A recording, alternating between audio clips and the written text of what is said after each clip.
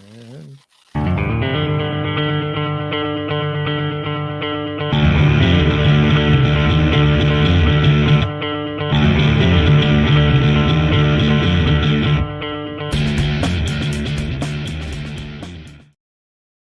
ladies and gentlemen, welcome to the Tim Bowen Show. We got a special treat for you today.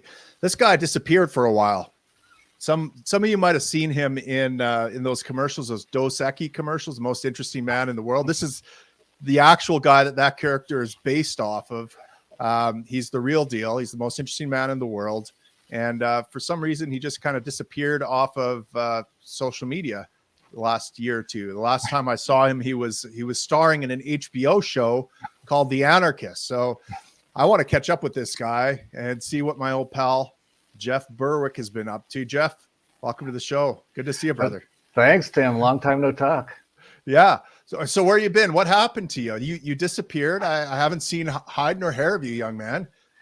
Well, apparently you're just following me on Twitter or something, because I've been around. I'm still here. But I got banned on Twitter about almost exactly 2 years ago, right when all the COVID stuff really got rolling. They wanted to bring out the lethal injections for the genocide, basically. Right. They decided that it wasn't good to have me on Twitter talking about this stuff. So I got deleted from YouTube and Twitter and FBI book all about 2 years ago. But the funny thing is, I don't know if it has to do with Elon buying Twitter, but it probably does. I think they really loosened up on who they were banning on Twitter. And so it was actually Anarchapulco, my event, that they got deleted too about 2 years ago or a year ago. And they asked to be put back on, and they were. So I thought, I'll give it a try on my old one. So I'm back on Twitter, and then you saw me, and then I actually saw you, because I'm not really on Twitter very much. And I was like, oh, Tim's got a new show. That's awesome. So yeah. We're back in contact. But it's actually a good thing to tell people, because when I got basically blocked and banned almost everywhere, and I only had communications with some people on various sites. Like, for example, with you, we always talk through Twitter for some reason. So I'm going to make sure I get like alternative ways of contacting you and keeping in touch for when I get banned again, which is almost surely going to happen.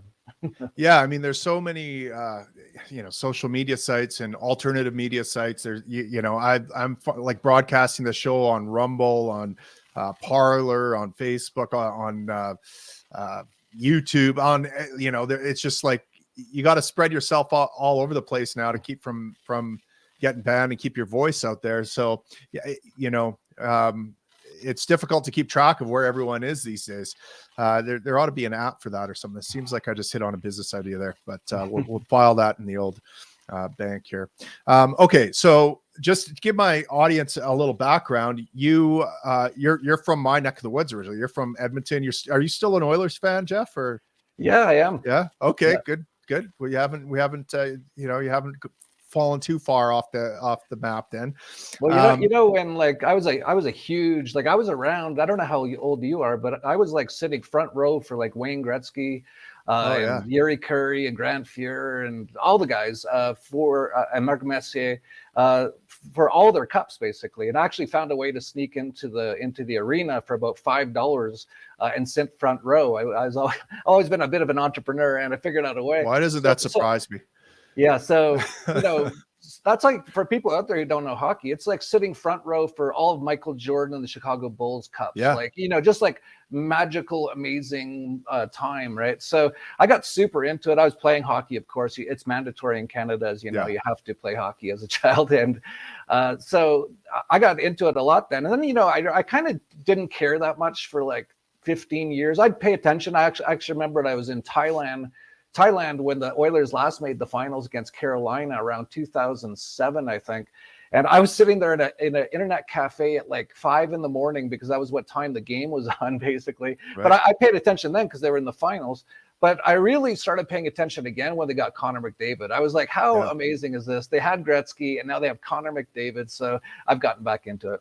Yeah, man, they've really revitalized the franchise. So we're still hoping for the glory days back in the 80s to reemerge again. But okay, you grew up in this neck of the woods. You've always been an entrepreneur. You started at this online company called Stockhouse back when there wasn't that much stock trading going on online. There wasn't that many internet companies to begin with.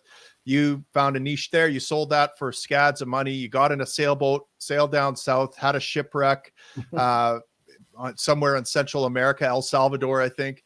You ended up landing in Acapulco, I believe, after that. And you've been working to help people, I guess, be kind of like Jason Bourne, have multiple passports, multiple citizenships so that you can move around. Is that somewhat encapsulate what you've been doing the last little while, or encapsulate? Is that a decent summary of your life at this point?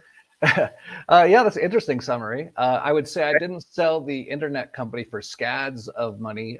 It was actually worth a few $100 million during the tech bubble, but I didn't sell it like then. Scads. And I basically sold it after the tech bubble crashed for like almost nothing. Basically, I bought that sailboat with most of the money that I had after that, and tried to sail around the world. But yeah, then I ended up in Acapulco. I don't necessarily help people get second passports and all that kind of stuff. I did try to do that once or twice, but it was a nightmare because dealing with anything to do with governments is a nightmare, and tons of scams and frauds and all that kind of stuff. And I basically, got screwed in so many ways on that stuff. But basically what I do is I do the Dollar Vigilante, which I've been doing since 2010. Which is basically an anarcho-capitalist financial newsletter, basically based in Austrian economics. And we've been covering things like Bitcoin since $3 and Ethereum since $2 and of course, gold and silver and all that kind of stuff. Basically talking about how the dollar is going to collapse. And actually, we want to help it collapse. And actually, it's kind of happening as we speak right now. And so that's kind of the stuff I talk about. And related to that is helping people or giving information on being an expatriate, permanent taxpayer, permanent tourist, prior taxpayer. Did I say permanent taxpayer? God, yeah, I help people become a permanent taxpayer. But that's actually a theory called the 5 flag theory, started like decades ago. And I've just been letting people know about that, which is kind of following in the footsteps of people like Doug Casey, who I kind of consider my mentor. So that's basically what I do. Right. Okay. And I want to get into your take on what's happening here with Silicon Valley Bank and how that relates to what you do. But your other big claim to fame as of late is you started this giant conference called Anarchapulco that actually was the subject, I guess, of a HBO documentary called The Anarchists. Talk a little bit about that conference. I've spoken there a couple times. It's a great time, I can tell you from personal experience. But why'd you start it and what's it all about? Yeah, so I guess around the time I started the Dollar Vigilante, I basically started that because I became basically a anarcho-capitalist. Like I was I'd been reading and learning about it for years, starting with people like Doug Casey. And that's when we started the Dollar Vigilante. But I was basically like really passionate about freedom and things like voluntarism or anarcho-capitalism. And there was really at that time in 2010, very few, I don't think there was a anarcho-capitalist, or definitely wasn't an anarcho-capitalist one, but even a sort of a libertarian talk show sort of a thing on YouTube. And I saw so many great anarcho-capitalists and voluntarists out there that weren't getting very much attention. People like yourself, for example. Like I was super excited when I heard about you. I'm still a big fan of you. When I heard you have a new show, I'm like, that's awesome because you're a great speaker on all these sort of things. And people like Larkin Rose, they're doing great stuff, but hardly anyone knew about them. So I started Anarchist in 2011, which became the largest anarcho-capitalist podcast in the world, basically, and did about 500 episodes. And along the way, someone just mentioned to me, because I used to go to events like Freedom Fest in Las Vegas or Pork Fest in New Hampshire. There used to be one called Libertopia in San Diego. And I always complained. I was always like, why do you have these freedom conferences in the US, one of the least free countries on earth, right? And I'd always complain because back then I was partying a lot and, the bars would close at 1 and then I'd get, arrested for some stupid reason, drinking a beer outside or something. And someone just said on Facebook back then when I was on Facebook that you should start your own event and do it in Acapulco where you are. And I thought, oh, that's a crazy idea, but why not? Let's give it a shot. And as an entrepreneur, and this little tip for people out there always curious, how do you become an entrepreneur? one of the ways you do it is you just try things and you just go for things. And so I just posted a website. I said, Anarchapulco, here's the dates. And I invited a number of people like James Corbett, Larkin Rose, Ernest Hancock, so many like that, Luke Radowski, Dan Dix, and about 150 people showed up. It didn't make any money, of course, but I was surprised how many people showed up. And we actually asked everyone at the end of it, should we do this again next year? And everyone said, you absolutely have to. And then it kind of grew from there to the point where we had well over 1,000 people at the 2008 event. Like 1,500 people or so. Is a lot of crypto people, because crypto was near a top at that time. And numerous things happened along the way, including a person who'd come down running from the law in the US, basically living in one of the worst areas of Acapulco, somehow got kind of involved in the drug trade and got shot. Nothing to do with Anarchapulco, but because they came down kind of around this event sort of a thing, it kind of just worked out to do a documentary on it all. There were some people who had been filming for years, just figuring there was a good story at Anarchapulco, but they didn't know what it was. And then when he got shot, his name was, he was known as John Galton. And then the person who was running the event, kind of something weird happened and he quit and he got mad and he tried to compete and they tried to destroy Anarchapulco. And then he ended up dying because he was drinking himself to death.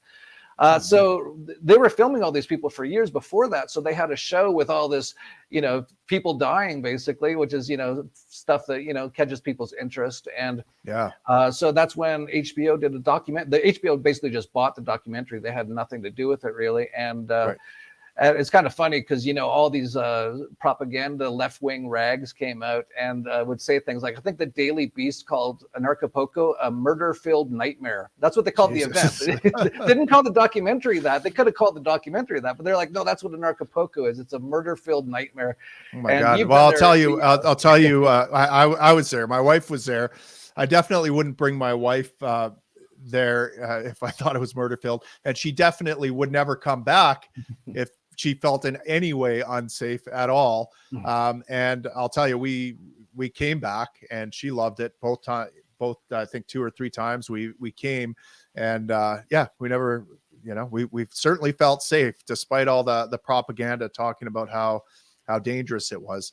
It's a fantastic event. I highly recommend folks check it out if they haven't. I mean, there's something for everyone. There's you had Ron Paul speaking at this event. You've got you've got these side things going on with psychedelics where you can liberate your mind in different ways. I remember I ran into one guy at the bar and he was white as a ghost, this guy probably his mid-40s, and I'm like, what happened to you? He's like, I just came from a Jaguar ceremony. He's like, I died like I died, man. And he's like, and I'm done fucking around with this life. He's like, I've just kind of been skating through life just on this, like, and yeah, I'm done fucking around. I'm living a life of meaning. Like I know exactly what I need to do when I get back. I'm quitting that job. I know I need to run for this office and start this thing and repair this relationship. I'm like, shit, that's the kind of, that's a life-changing thing. It reminds me of the time I almost died in a house fire. I was trapped and I thought for sure I was going to die. Like I was sure with every fiber of my being that this was it for me. And I had all these regrets come flooding through me about the same types of things this guy was talking about. Not being the dad and the husband I should be, not, just playing small in life and kind of living this, laid out, get the car, get the house, get the second car, get the vacation home, buy get the next promotion, just, checking off boxes and never really living a life of meaning. And so I recognized that look when I saw it on his face. And luckily he didn't have to almost die in a house fire. He just went to a little side thing at Anarchapulco, faced his own mortality with a psychedelic, and it changed his life. I could see it on his face. So really awesome. Okay. Let's get into your specialty here, the Dollar Vigilante, and let's talk about what's going on with Silicon Valley Bank. How does this relate to what you're doing? How does this relate to the state and central banking?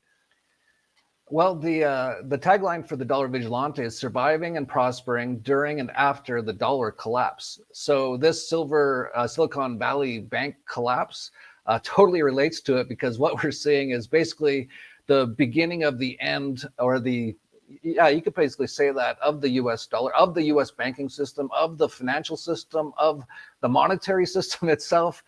This is what we've been talking about since we launched the Dollar Vigilante in 2010. And interestingly enough, I said when we started, everyone always wants to know the exact date and time, right? Which is impossible for you to know, right, but you got to give an answer. And so I said in 2010, I said, I'm pretty sure by the end of this decade, things will be like so off the rails, you won't believe it. And interestingly enough, by the year 2020, just at the very first month of that year, that's when the whole COVID pandemic came out. Everything shut down, everything started to crash. And that's actually part of the reason why Silicon Valley Bank is gone right now, is because of stuff that happened even just then with the, what was it, like $3 trillion stimulus bill for a thing that doesn't even exist, the COVIDs. So that's, even back then they're giving out those stimulus checks and everyone's like, yeah, I want my stimulus check. And people like us who know economics are like, you won't really like that a couple of years from now when you have basically hyperinflation. And that's basically where we're getting very close to right now, especially after the Silicon Valley Bank was basically bailed out. They kind of said, oh, there's no burden on the taxpayer. Well, where did the money come from? Well, to be honest, they borrow money, Janet Yellen, from the Federal Reserve. The Federal Reserve prints it up, puts people in the US more into debt, pushes out all this massive amount of billions of dollars to save these people who took some risks they shouldn't have taken, which is called capitalism, but they don't have that in the US anymore. And because of that, basically we have this inflation that we have right now that everyone's been talking about for the last few years, is because of all those things that happened. So, this Silicon Bank collapse is just one of many things that have happened, and just the beginning of many things that are going to happen. Even since then, we've already seen Signature Bank just collapse the other day, although that might have been a planned takedown because of their relation to the crypto market. There's so many things going on, but at the end of this, we're either going to see basically every bank in the US collapse and fail, or we're going to see hyperinflation. It's one or the other, and it's going to happen fairly soon, in the next couple of years for sure at this point. So this is what the Dollar Vigilante was created for, and we're right in the middle of it right now. Right. What can people do to not only survive the apocalypse, but actually flourish because of the apocalypse? Well, in terms of like financial stuff, definitely just we talk about this all the time. Precious metals, get your stuff outside of the system itself, and that includes the currency and the banks. But it's also not a bad idea to have some cash on hand, because a lot of people still use government cash. It's unfortunate, and that's why the world's so bad today, is because of that. But when we're going to have all banks collapse, you're up there in Canada, like the Canadian banks are going to be even worse than the US banks. It's going to be unbelievable, especially with what they've been doing with the real estate market up there, which has to be on purpose to crash the entire market, because they haven't allowed another tyrannical diktat from Justin Castro that no foreigner can own real estate in Canada now. That's insane, and will do only one thing, obviously, and that's collapse the real estate market. And then you have the rising interest rates on top of that, and the Canadian banks are all a monopoly and just absolute archaic dinosaurs. So they're all going to basically collapse during all of this. So you want to have your stuff outside of the system. So precious metals, gold, silver coins for sure, because you can use those if all the banks go down. People will be looking for alternatives at that point. And then there's obviously cryptocurrencies that would, Bitcoin was launched in the first block of Bitcoin. It talked about the 2008 collapse and said, essentially what it was saying was, this is why Bitcoin's created, because this whole government system, or the financial system, which is so highly regulated, and the monetary system, which is a government system, is going to collapse. And so they basically were saying they're creating Bitcoin for that. So we have that now. So that's great. And I would definitely recommend things like Monero as well, because it's a lot more private. Bitcoin can be tracked by anyone, which is unfortunate. But so those are the basic things to do. But there's actually way more to understand about this. Like, if this is basically the apocalypse, that if everything's going to collapse, a lot of those financial things won't matter that much to you, at least for a while. Things like survival will matter. So the things that are really important is making sure you have good access to a good food supply, definitely stored food, or grow your own food, a farm, that sort of a thing, or at least be around them and make sure you have access to them. We've already seen the supply chains getting damaged massively from the whole COVID thing and the Great Reset and Satan Klaus and all that. So definitely make sure you have that. Make sure you have a way to protect yourself. It's great now with 3D. In Canada, it's a little harder. You have to like apply for permission from the government, which is, I wouldn't do that if I was there. I would just do it. But now we have 3D printers that can print on pretty amazing guns now. So definitely just make sure you have, food, water supply, way to defend yourself. But then on top of that is the most important thing. To survive what I think is coming, you are going to have to be physically, mentally, emotionally, and spiritually as good as you possibly can, because this is going to get so bad, in my opinion, that things are going to get insane. And if you're not, first of all, physically completely ready, able to run 10 miles if you have to, get away from something or get to something, or just to be able to do a lot of things, be able to, if everything collapses, a lot of people are going to have to go back to growing their own food and all that. So if you're like 200 pounds overweight and you can barely even use a shovel for more than 2 minutes without getting out of breath, that's going to be a problem for you. But more importantly is when your physical's good, and you probably know this, Tim, because you're like so into health and stuff, or at least you used to be. I haven't talked to you in a few years, but that's what you used to be into. When your physical's good, then your brain is so much better. Your mental is so much better. When you're kind of like physically bad, let's say you're overweight, you're just eating greasy food, your mind slows down and you're not able to think that well. And more importantly than that, you're not able to do things like meditate and be like in that sort of a super present zone. Right. If your physical's not in shape. So you got to get physically in shape so your mind's good. And that way you can think clearly, especially in the moment as things that are chaotic are happening really fast. You got to make decisions like, should I take all my money out of Silicon Valley Bank last week when I heard there was problems? You got to be like on point and recognizing what's going on to be able to move fast to survive everything that's going to happen. But then, like I said, once your mental's good, then you can really do the real deep spiritual and self work. The meditation, the just looking at yourself every day and seeing why am I doing this? What programming is in my head, and learning how to remove that programming. That kind of stuff will get you to the level where you have the best chance possible of surviving the apocalypse. And then I would just add on top of that, doing all this stuff just to survive the apocalypse. At the end, it doesn't really matter. This is all a giant 3D video game. We chose to be here, but follow your passion. And if you feel like, this is why I'm here and I have something I can do to help contribute to a better world in the future, this is the time to do it. Yeah, absolutely. I love that advice. People think that there's kind of this like one plan that they're looking for the right plan, right? The thing that's going to relieve their anxiety about what's coming. And of course, there is no one right plan. It's going to be different for every individual. And so being as adaptable and hard to kill as possible seems like the best option. And you're absolutely right. It comes down to mindset, physicality, all that kind of thing. And mindset is a huge one. One of the things I've noticed lately is that I've become aware of, at least, is how I've let the state control my mindset. It's like I work as a firefighter paramedic, so I'm basically a government employee because there's no other avenues for a guy like me to work. And it sucks being a government employee. They treat you like an object of compliance, and you're just a cog in a system. But I've made it a conscious effort to not let the government rob my joy.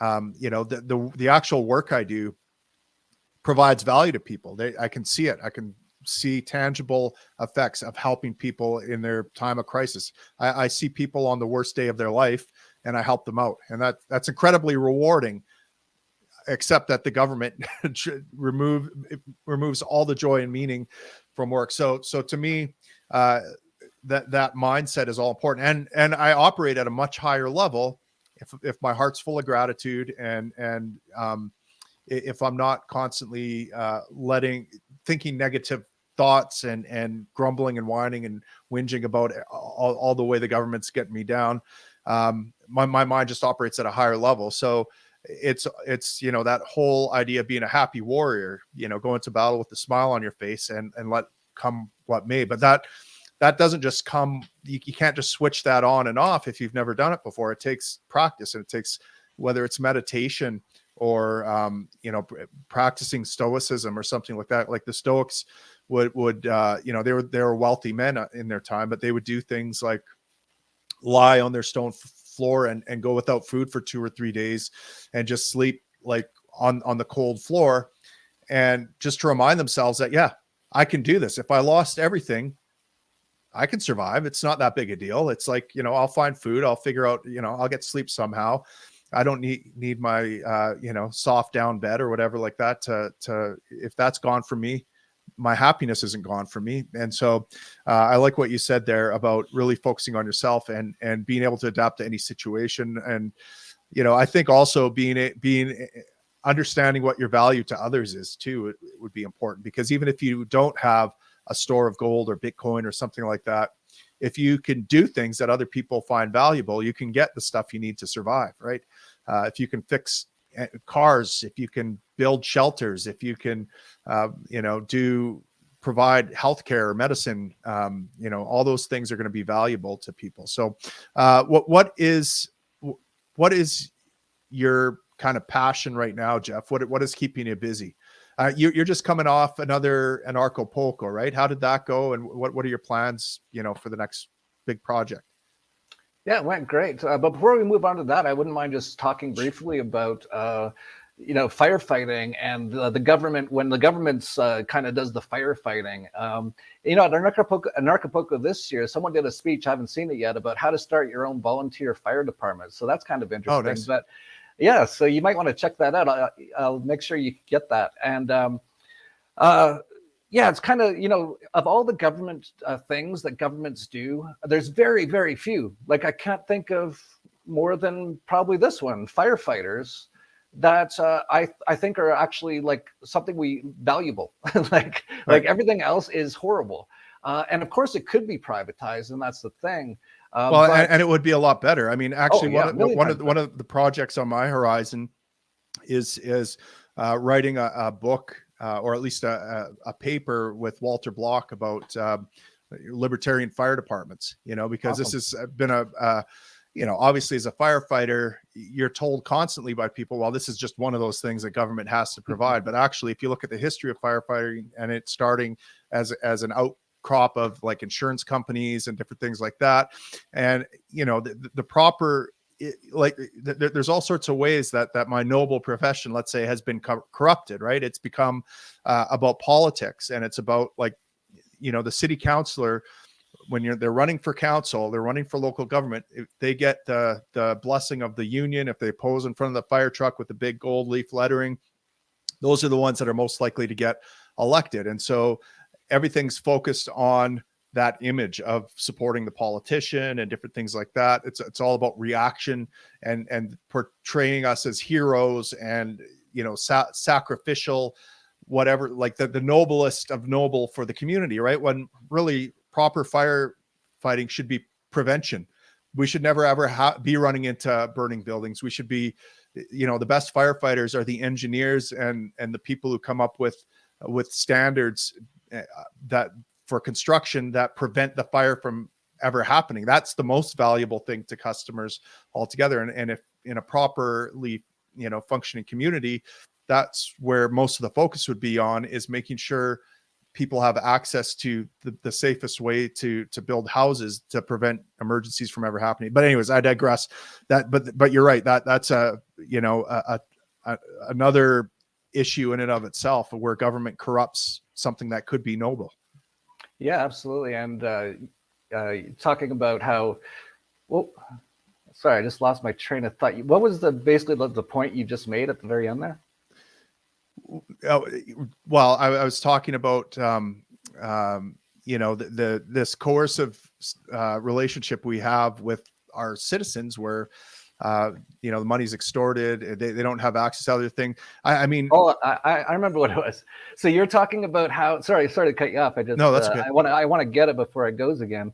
My mind's kind of like that sometimes, but you were talking about the best firefighters or engineers and stuff like that. Another best firefighter would be if we had a society or a community where people were happy and healthy, as opposed to completely destroyed by this entire governmental system. Because you can tell me this, I might be wrong, but aren't a lot of those fires kind of caused by a guy sitting there drinking all night and falling asleep, smoking a cigarette in his bed? Like, that wouldn't happen as much if we had a free society, right? Well, absolutely. I mean, okay, first of all, that fire I talked about that I almost died in was in a hoarder's house. Okay. So someone who is mentally unwell, who is able to hoard mass amounts of just garbage in their place without suffering and having to face their responsibility for it, right? Because they're getting welfare, different social supports, and it's almost like that's being enabled. That almost killed me and certainly burned down the house. At Anarchapulco, actually, one year I gave this talk and I opened it up with this story that actually happened to me. And it was as a fire lieutenant going into an apartment fire. I was tasked with search and rescue and initial fire suppression. So we're the first in. We kick open this door. Apartment's full of smoke. We're trying to locate the fire, and I see this naked lady on the couch, and she's big, like she's close to 300 pounds. And she looked dead. She was motionless. And there's like empty Cheeto bag, empty liquor bottles, cigarette carton, like just signs of her addiction to immediate gratification everywhere. And, Cheetos in her thing. I get face to face with her and shake her. I'm like, wake up. We got to get out of her. Eyes pop open. And instead of like following me out, she grabs me around the neck and tries to have a makeout sesh with me right there in the middle of that fire. And I push her away and say, no, we got to go down. She's like, no, honey, come here. And she grabs me again. And she's trying to have a makeout sesh with me through this thing, because she sees this obviously hunky firefighter standing over her nose to nose, right? Trying to wake her up. Again, she wanted her immediate gratification. Didn't matter to her that the world was burning down around her. She wanted to have that immediate fix. So I'm like, no, we can't do this. We got to go. And she curled her face up into this ugly smile and said, fuck you. And I had to I had to violate the non-aggression principle. I grabbed her by the feet and hauled her, rug burned her all the way out to the hallway there.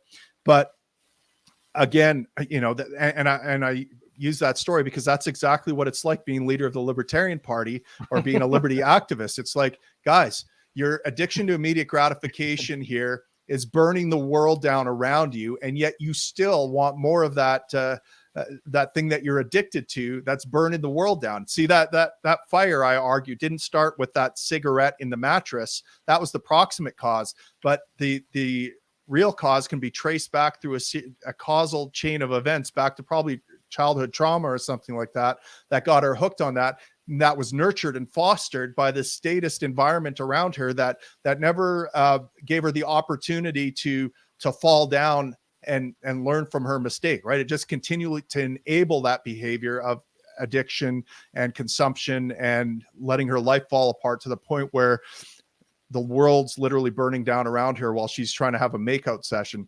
And that to me is not that kind of thing is not going to happen in a society that values liberty and the flip side, which is personal responsibility.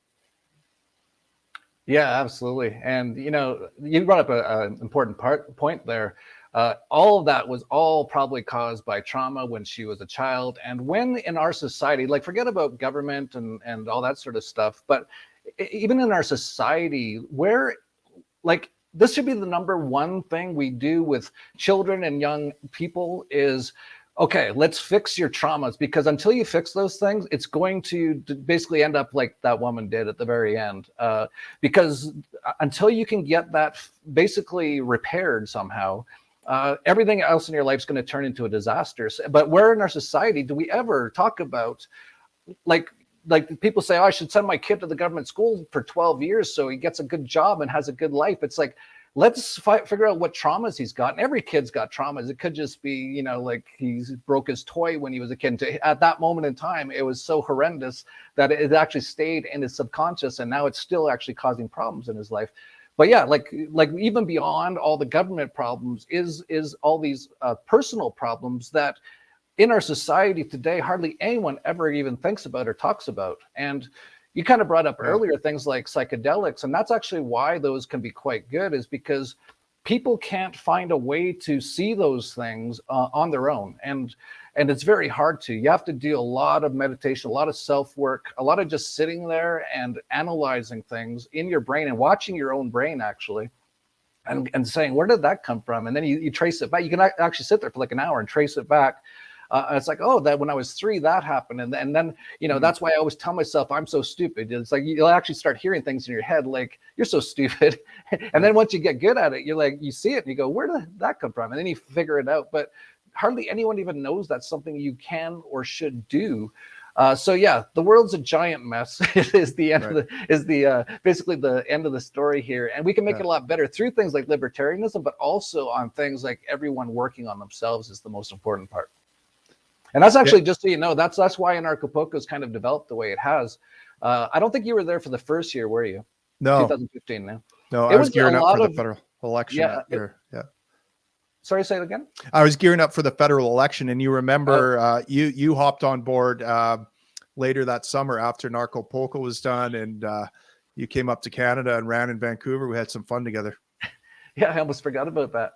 But the very first year of Anarchapulco, it was a lot of just sort of angry people. Every talk was just about how bad the government is. And, you know, some people would have stats like, look at this, look at this. It would be so much better without the government. There's other people like, we've got to do something to get rid of them, do this, do that. A lot of drinking and anger. And what I kind of realized over the years is that, yeah, the government's bad. Absolutely. like there's anyone who looks into it for any amount of time, it's like, yeah, it's a net negative on basically everything, always. And it would be so much better privatized. But what I realized, because, you know, the events was supposed to be about a freedom conference, right? And I started to realize that most of us weren't free at all, not because of the governments. Of course, the governments are part of it, but because of our own minds and our own issues and our own traumas. And so I think from year one, we had ayahuasca. Maybe it was the second year we brought in ayahuasca and stuff. And so now it's kind of evolved into this thing of, you know, like that old saying, I think it was Gandhi, be the change you want to see in the world. Right. I actually never fully understood that, but now I absolutely do, because once you start to change, everything around you starts to change. It's amazing. It's actually, like, we could go for hours on how crazy it is, but you basically create the reality around you, and in a way it kind of expands, and you can actually end up changing the whole world by changing yourself. And when I realized that over the last few years, then a lot of things at Anarchapulco changed, and now most people who come to the event are kind of in that mindset. So it's actually a pretty magical, amazing event, as opposed to like in the early years where it was a lot of angry people, a lot of people just want to get rich on crypto, that kind of stuff. Most of the people who come there now are actually on a bit of a journey to work on themselves, and they do at the event, as that one guy did, and it's pretty amazing to see some of the changes. Well, and that's what I love too. You know, when I started this show, you know, part of my hope was to move away from outrage porn, right? Which is like, look at all this outrageous stuff that's going on around me. You know, I still love that. I still love a little bit of outrage porn. There's still going to be a little bit of outrage porn on this channel, guys. I can't help myself. But my hope is to evolve past that, you know, into, okay, what tools can I actually use? What tools can I provide to my audience to find freedom in an unfree world? That's kind of the tagline of this podcast, is how to find freedom in an unfree world. And it comes back to that Gandhi quote again, be the change you want to be, or the way I thought about it the other day. You know, I interviewed this Russian dissident who's a libertarian, who sparked like 60 rallies of 60,000 people, and had Herman Hoppe speak at an event in Moscow. he's exiled now. He was jailed and stuff.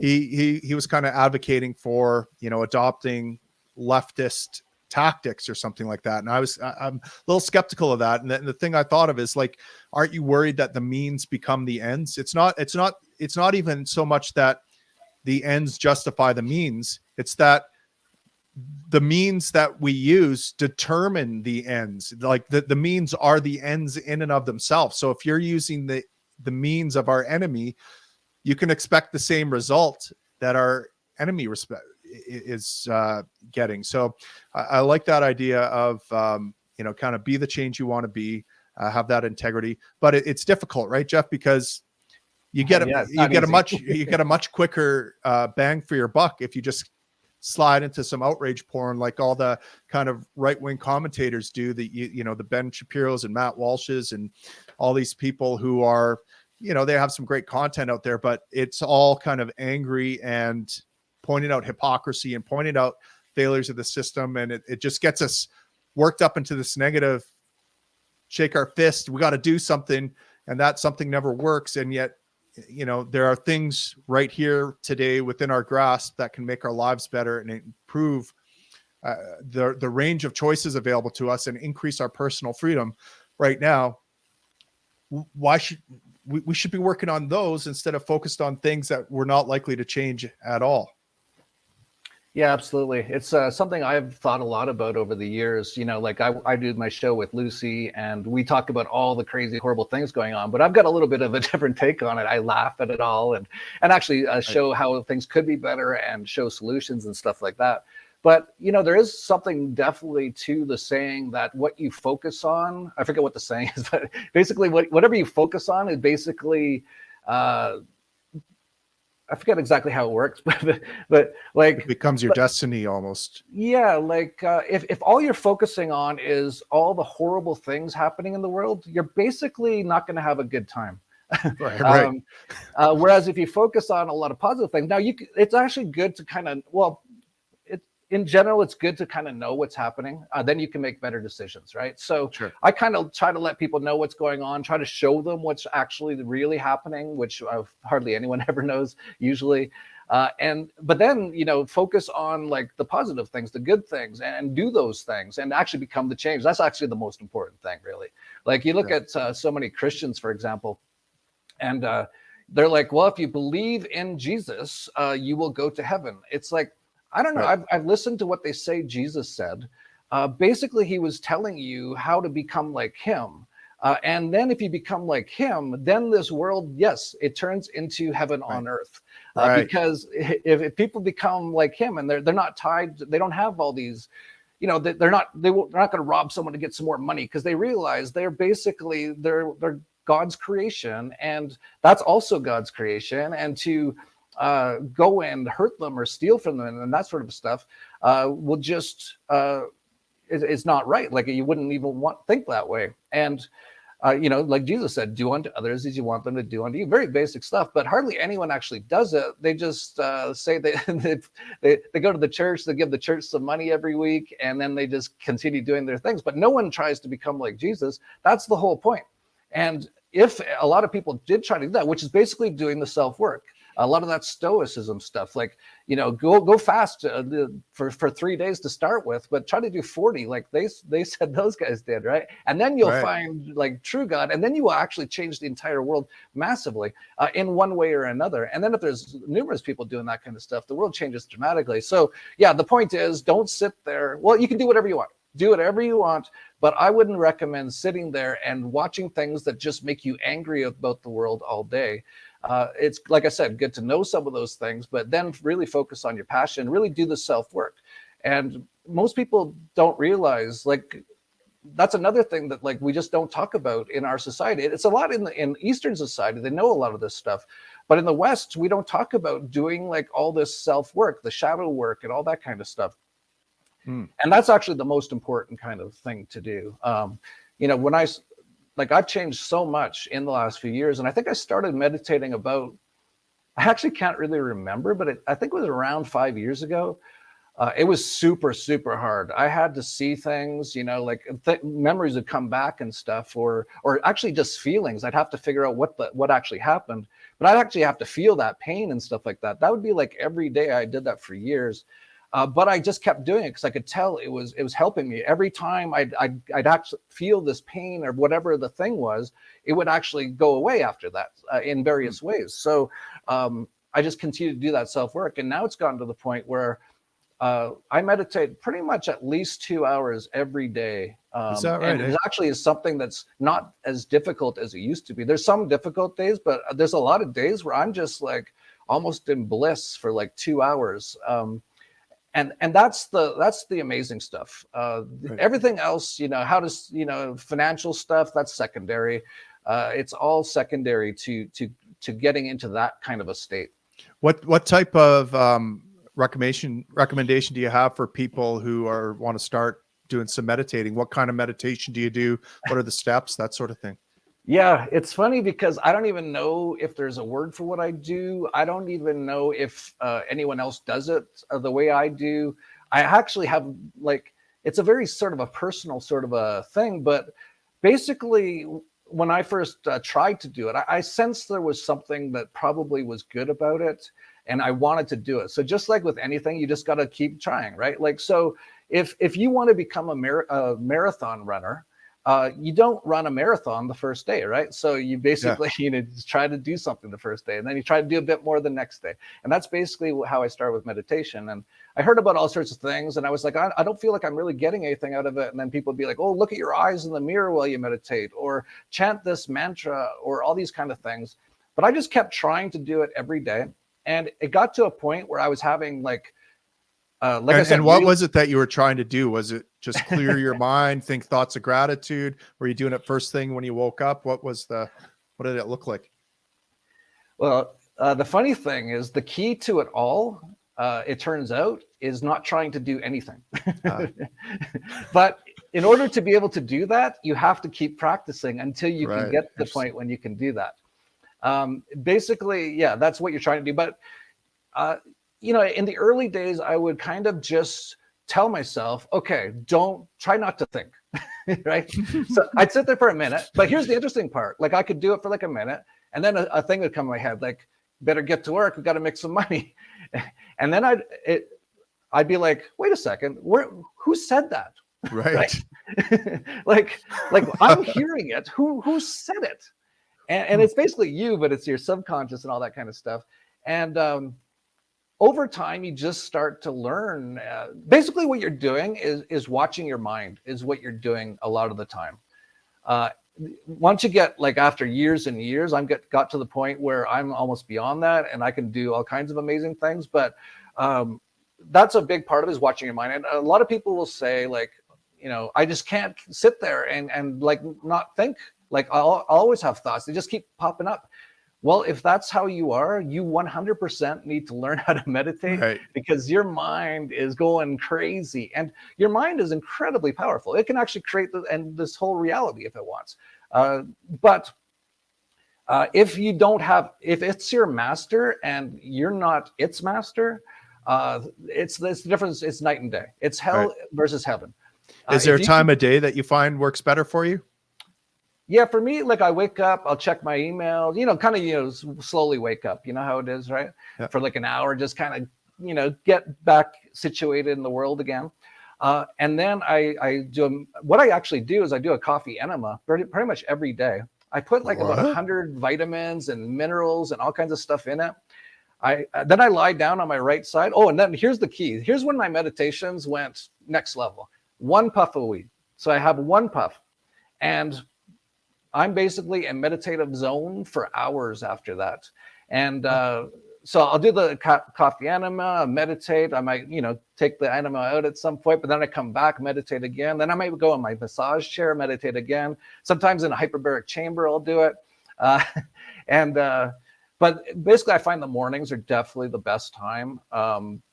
Because the whole thing is when you do it in the morning, you really set the tone for the entire day. And the whole point of it is to slow down your mind. But if you get going and you're going to work and you're going meetings and then you try to do it afterwards, I've never actually tried to do that. It sounds way harder. So that's why I would just suggest mornings probably better. Right. And when do you recommend taking your coffee enema? When? Right before I meditate is when I do it. Right before you meditate. Okay. Is it like chugging a beer with your butt, or is it just chugging a coffee? Yeah, but I put tons of minerals and vitamins and stuff in it. But here's the thing, like when I first started doing the reason I started doing it, most things actually the reason I started doing it was I was drinking a lot and I wanted to continue to drink alcohol. But I could tell it was going to go really bad unless I really took care of my health. So I looked into all this health stuff, right? So, alcohol bad for your liver. So then I heard coffee enemas are good for your liver. So that's why I started.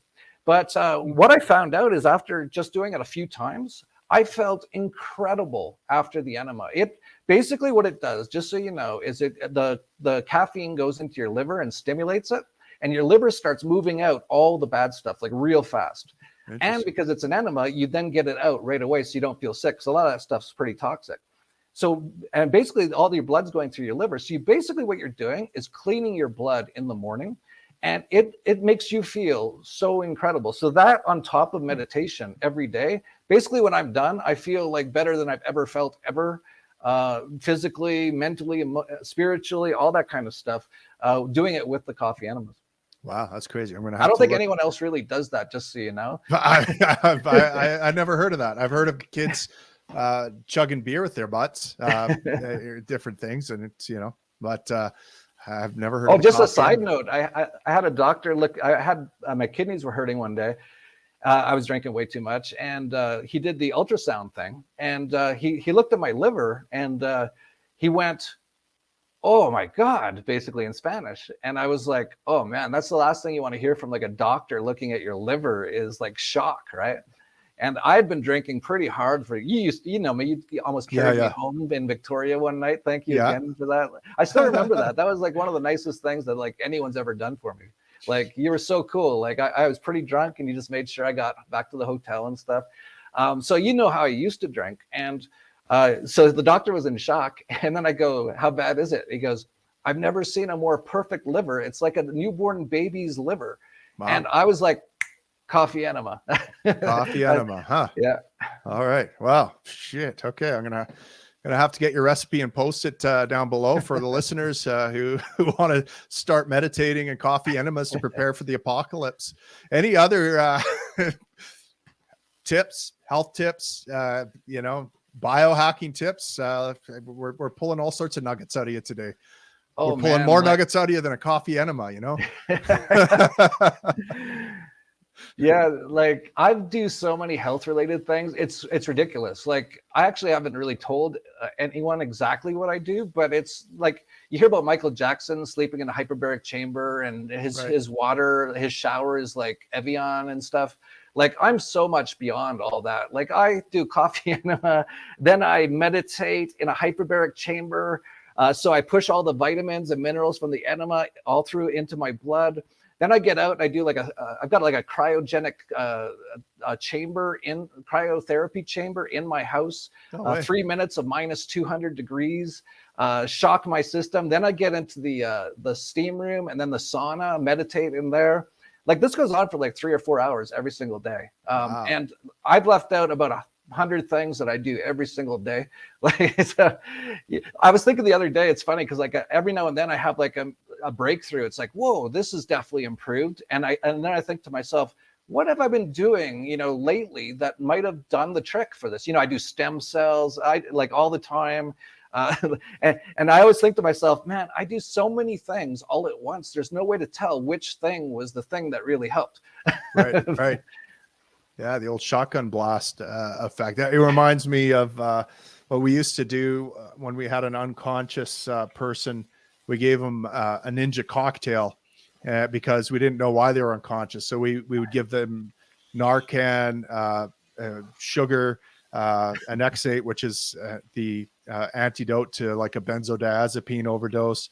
And we'd give them some vitamins just in case, vitamin B12 in case it was an alcoholic seizure type thing. So we gave them like just a syringe full of shit we're like, and they'd wake up, and then we're like, well, we don't know which one woke them up. Like it could have been 4 different things that was wrong with them, but whatever we gave them worked. So it's kind of what that reminds me of. Cool. All right, buddy. Well, we're coming up on an hour. I really appreciate your time. Where can the audience go to find out more essential wisdom from the Dollar Vigilante? Yeah, thanks, Tim. Definitely go to the dollarvigilante.com for our financial newsletter. You can get all our blogs and stuff on there. We do a blog almost every day. We also do videos numerous times a week, and you can get it through the website or at vigilante.tv. If you're interested in Anarchapulco, we're doing it for 10th years coming up next year, and I really hope you make it next year, Tim. Let's talk about that and see if we can find a way.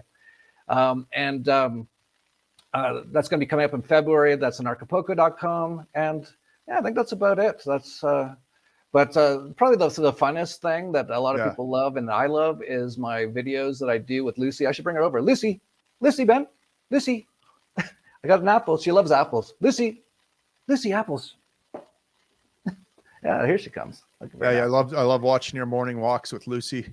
Yeah, so that's the thing that I love doing, and a lot of people love it. And so that's my real favorite thing to do. And she loves apples, right, Lucy? Well, that's the good stuff. Hi, Tim. I'm going to go have some of this. Nice.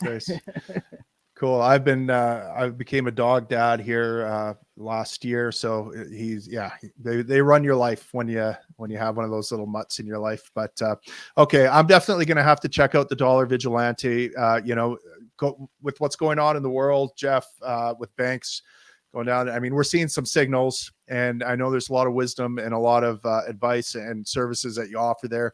Gonna have to check out, and I'm definitely going to try to make it to Anarchapulco next year. The 2 or 3 times I've been, I had a blast. So I'm going to have to make sure I get some time off next year. Thanks so much, brother, for all you do for liberty and the community of liberty lovers. And hopefully we see you again soon. Yeah, if you don't mind, I'm going to post this video on my channels as well. Absolutely. So just let me know, because I don't even know. You haven't really told me, what is this show? When did you start it? Where can people get it? Oh, yeah. I'll just let people know on my own channel, if you're watching this, Tim Moan's amazing. He's one of the best speakers. I really wanted him to become Prime Minister of Canada, because he would have been amazing. He would have shut down basically the whole government, basically. But obviously, people in Canada aren't quite ready for true freedom yet. They're not even close by the looks of it. But let people know, so they introduce yourself to my audience, because this is going to be on my channel too. Yeah, well, I started up. You know what's funny is I actually, about 2 months ago, I started up a men's group, just a local men's group, because I was on this podcast, and the podcast host was talking about this men's group he started and how his podcast emerged out of that, how his other buddy who was in the men's group went on and got elected as an MLA in Saskatchewan, and how another buddy from his men's group went on to start a multi-million-dollar business, and how they're just learning to helping each other become better fathers, husbands, different things like that. And I'm like, I've always been kind of a lone wolf. I'm an introvert. I think I'm kind of wired a bit like you, Jeff, right? It's fun to go out and socialize, but at a certain point, the energy drains, and we have to go back to our fortress of solitude and recover and have that sort of thing. So I'm an individualist. So to me, it's always been me against the world kind of thing. And yeah, I love my libertarians, but the connection wasn't necessarily there. We talk about how bad the state is and stuff, but what I realized was missing in my life, and especially after going through the last 2 or 3 years of social isolation engineered by our government, I realized I was really missing a connection with community. And so I went and intentionally built one, and I reached out to a few guys I knew had different worldviews in me, that would challenge me, that had something to offer me, and that I knew I had something to offer them. And we started a men's group. And that's actually one of the things that I'm really hoping to look at more, because it's been amazing being part of this men's group. Just like half a dozen of us and growing. We're kind of being intentional about who we want, but eventually what I'd like to do is offer, mentorship for other men who want to start men's groups. And I'd really like to see young men get this type of thing, because that's one of the things we're really missing today, I feel, is male mentorship. It's coming, you know, a lot of single moms, a lot of broken homes, a lot of young men. They either go the route of being kind of beta cucks or incels or somewhere in between. They're the lost boys, and it's because they haven't had the gifts that I've been given from having male mentors in a very masculine field, the fire service. And so I kind of want to do that. Anyways, long story short, I started this men's group, and it's been very inspiring and motivating and challenging. And this podcast emerged out of that. It was like, okay, I need to make an impact on the world. One of the things we did was create kind of a vision and set goals, like 1 year, 3 year, 10 year. Where do we want to be? Some guys are wanting help being a better husband and father. Others are like better entrepreneur. And so this kind of came out of that visioning process, and that being challenged by this group of men around me. And so it's the Tim Moen Show, and it's on all the podcast services, Rumble, YouTube. Just look up the Tim Moen Show, and you'll find me. And I also am starting I have a Substack and a locals page. So if you want to support me financially, throw me a cup of coffee a month, you can go to my locals page or to my Substack, timmoen.substack.com, and throw a few shekels your boy's way here to help me through the next apocalypse. But yeah, appreciate it, Jeff. Yeah, that's great. And you're also on vigilante.tv. We added your show there for people.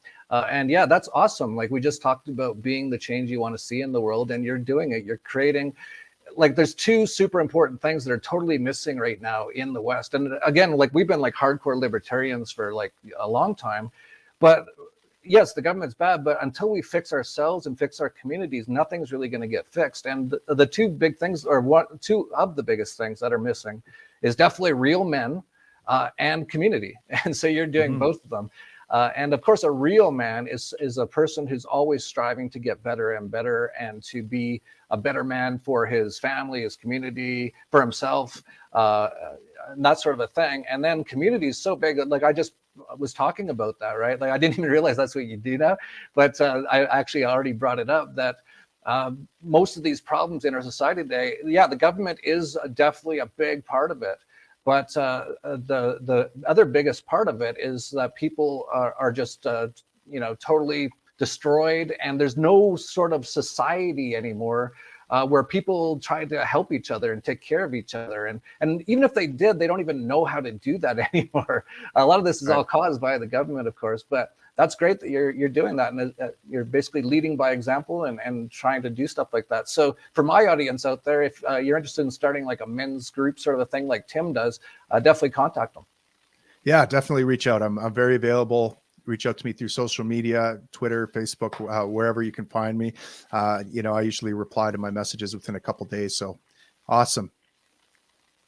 Thanks, Jeff. Thanks, Tim.